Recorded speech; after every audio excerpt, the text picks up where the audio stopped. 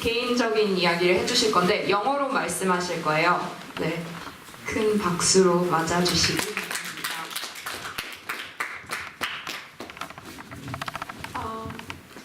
Can we have the recording on? 아빠, 혜니 아빠, 아빠, 혜니 아빠, 혜니 아빠, 혜니 아빠. So this is my alarm every morning. The recording is from back when I visited my mom and my sister in summer 2017. And I'm the older daughter, Haein. My mom has always called my dad Haeini Appa. How I address him, though, it varied from time to time. Growing up, he was a funny dad, making silly faces, scary dad, holding the stick called 사랑의 매, strong dad, pulling me through a mountain hike. The list can go on and on. He's also a clever dad. Let me give you an example. My dad was finishing up his PhD as an education major when he had me and my sister. Location, Arizona. Year, it's not the key point. When I was 4, which is apparently about when I started singing Twinkle Twinkle Little Star in English, although I don't remember, my dad found a job in Korea, so our family settled in Seoul. I was fortunate to grow up with everything I needed. Oh, okay, I forgot about the slide. Can we, yeah, this is good. I was fortunate to grow up with everything I needed to survive. Everything given to me was tolerable, except one thing. Can we go to the, yeah. It was kimchi. Koreans' obsession with kimchi was just unfathomable at the time. I recoiled in disgust whenever my parents placed kimchi on my rice bowl. I'd use my chopstick to my best ability to carve out rice away from where the kimchi was and where the red chili pepper contamination were. Kimchi was literally my enemy. Next slide. Here's when his cleverness came. He suggested that if I eat at least one kimchi for 10 consecutive days, he'd give me a gift. At the time, I really wanted a pet, and he knew that I sang songs about getting a pet. And I finally ate my kimchis, and where's my pet? I demanded. He brought back home a set of science books and offered to get me a pet if I spent a total of 100 hours reading the science books. And my dad, he picked up another nickname, 기러기 아빠. Is everyone familiar with that concept? Okay. Basically, he decided to send me and my sister to California while he works in Korea and visit occasionally. I was 12. Next slide. At a 12 years old me just couldn't see how complicated our family dynamic would become in the future. Adults sympathized with me all the time. You haven't seen your dad in 10 years? That sucks! Well, they didn't say that out loud, but their face said it. But you know what really sucks about any long-distance relationship? You begin to slowly buy into what the world says about your relationship. A dad is supposed to be caring and be like your friends, right? If your dad loves you, he should visit you more often. Why don't your dad? Your dad never cares to ask about how your day went. Are you sure you're lovable to him? What a pity.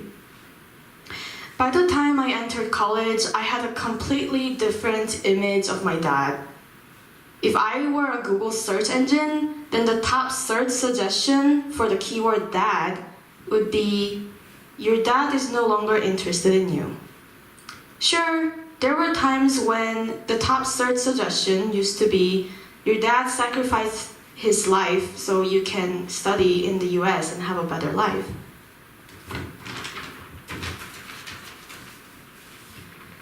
But lots of conflicting things happened between the two of us since then that I started doubting and I changed my mind. Next slide. I mean, look at this. Yeah, this. This is our family chat. Lots and lots of misunderstandings and confusion. Not a whole lot thing going on. I felt lonely because our family chat seemed to be so empty, except when we have to discuss about money, school, or other business matter. Next slide. Things like loan agreement that my dad created in my freshman year, so I would have to repay him after graduation, which is coming up soon. We called each other maybe twice a year because he was so busy with work. I and my dad became so disconnected at one point that he thought I was graduating from Georgia Tech when I was only just halfway into college. My biggest challenge was talking to him. What do I talk to him about? I didn't know back then, but this makes sense now. So I don't know if you guys know about like five love language test, but you can take it. But my love language and my dad's love language just didn't coincide. I give and receive love the best through words, but my dad's is probably something else. So, next slide. Long story short, I was basically possessed by this idea that my dad didn't love me because he seemed to be doing fine being a dad 10,000 kilometers away without any plan for family reunion. My freshman year was so stressful and I developed a binge eating habit. No, it wasn't an anorexia. No, I didn't throw up or have to go to hospital, but it was so bad that I felt like this Pac-Man. I was addicted to nuts, energy bars, and cookies. Every day I went to the closest vending machine on campus and spent more than $500 on vending machine throughout that semester. Addiction is honestly really scary. Next slide. I tried going to the gym. I became a pescatarian, which is basically a vegetarian, except I can eat seafood. And I also read up on lots of articles about eating less. And I tried cooking healthy on my own, which I don't think helped really. And I avoided going down the snack aisle in the supermarket so I wouldn't be triggered by the nuts. Yeah. Each time I failed miserably. I fell into that lie that I will never be able to break this habit of binge eating. During this hardship, I recalled all the things my dad told me since I was a kid. Next slide. Don't eat fast food. Eat on time. Don't cherry pick food. Drink lots of water. Sleep early, among many other things that he's told me. Remembering all these words and obeying to these instructions really helped me recover from this addiction. This doesn't mean that I'm entirely free from eating disorder. It's a lifelong homework, but we're all working on it.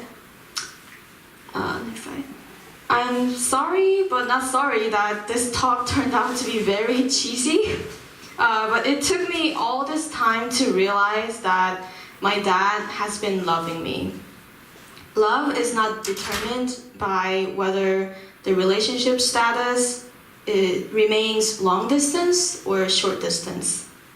Love is when you do something because you know or you hope that eventually it will help the other person in the future. My dad probably anticipated that I would struggle with eating disorder at some point in my life. And my dad has always been concerned with my future. I know that even after he passes away, I will be loved by him. Not because he never dies, but because I'm not done recognizing and understanding the love he has given me as I go about life. Unwrapping gifts takes time. I'd like to dedicate this talk to all the dads in the world, and thank you for listening.